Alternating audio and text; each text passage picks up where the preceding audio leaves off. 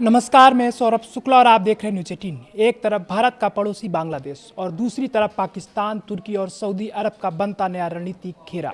सवाल सिर्फ इतना नहीं है कि बांग्लादेश किसके साथ खड़ा होगा, सवाल यह है कि दक्षिण एशिया में क्या एक नया शक्ति संतुलन तैयार किया जा रहा है। क्योंकि ढाका से जो संकेत निकल कर आ रहे हैं वो नई दिल्ली के लिए निश्चित तौर पर चिंता बढ़ाने वाले। बांग्लादेश ने कहा है कि वो सऊदी अरब, पाकिस्तान और तुर्की को शामिल करने वाले किसी इकोनॉमिक या डिफेंस फ्रेमवर्क में शामिल होने की संभावना को लेकर सकारात्मक है। यानी बात सिर्फ कारोबार की नहीं, बात सिर्फ कूटनीतिक की नहीं, बात सुरक्षा और अच्छा सहयोग तक पहुंच रही है। और अगर ये गठजोड़ आगे बढ़ा तो इसका असर सिर्फ 4 देशों तक सीमित नहीं रहेगा।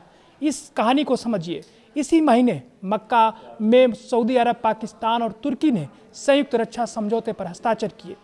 सऊदी क्राउन प्रिंस मोहम्मद बिन सलमान, तुर्की के राष्ट्रपति रेसेप तैयप एर्दोगन और पाकिस्तान के प्रधानमंत्री शहबाज शरीफ तीनों एक मंच पर आए और सामूहिक सुरक्षा को मजबूत करने की प्रतिबद्धता जताई।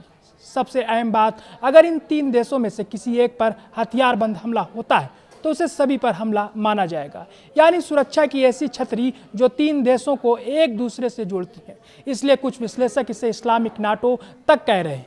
और अब इसी फ्रेमवर्क में बांग्लादेश की संभावित एंट्री की चर्चा ने पूरी कहानी को और बड़ा बना दिया है।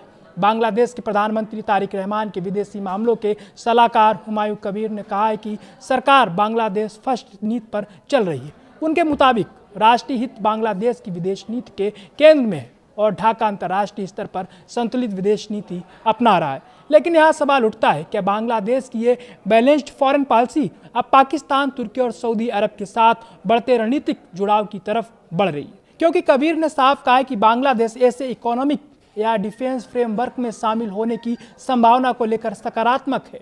ये बयान सामान्य कूटनीतिक बयान नहीं है, क्योंकि इसमें एक तरफ सऊदी अरब की आर्थिक ताकत है, दूसरी तरफ तुर्की की बढ़ती सैन्य महत्वाकांक्षा और तीसरी तरफ पाकिस्तान की रणनीतिक भूमिका। अगर इसमें बांग्लादेश भी जुड़ता है तो दक्षिण एशिया की रणनीतिक तस्वीर में एक नया अध्याय खुल सकता है। और अब सबसे बड़ा सवाल भारत के लिए, इसका मतलब क्या है? भारत और बांग्लादेश के रिश्ते पहले ही कई मोर्चों पर तनाव में गुजर रहे हैं। ऐसे में अगर ढाका की नज़दीकी इस्लामाबाद और अंकारा से बढ़ती है तो नई दिल्ली के सामने एक नई रणनीतिक चुनौती खड़ी हो सकती है।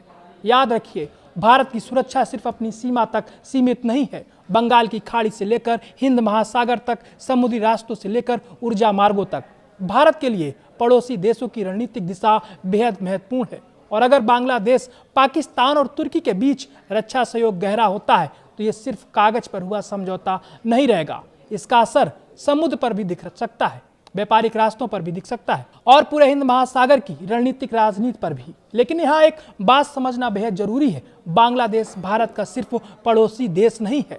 दोनों देशों के बीच इतिहास है, भाषा और संस्कृति के रिश्ते हैं, सीमा से जुड़े लाखों लोगों की जिंदगी जुड़ी है और आर्थिक हित भी एक दूसरे से जुड़े हुए हैं।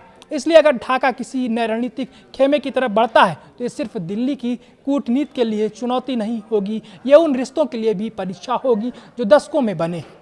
अब असली सवाल ये है, क्या बांग्लादेश सच में बांग्लादेश फर्स्ट की नीति के तहत अपने विकल्प बढ़ा रहा है, या फिर दक्षिण एशिया में एक ऐसा नया गठजोड़ आकार ले रहा है जिसमें पाकिस्तान, तुर्की, सऊदी अरब और बांग्लादेश एक तरफ होंगे और भारत को अपने आसपास बन रहे इस नए रणनीतिक समीकरण का जवाब देना होगा। क्योंकि अगर ये सिर्फ दोस्ती नहीं, अगर ये सिर्फ व्यापार नहीं बल्कि रक्षा का गठजोड़ बन गया तो दक्षिण एशिया की राजनीति में आने वाले दिनों में बहुत कुछ बदल सकता है। और इस बदलते समीकरण पर सिर्फ भारत की नज़र नहीं, पूरी दुनिया की नज़र होगी।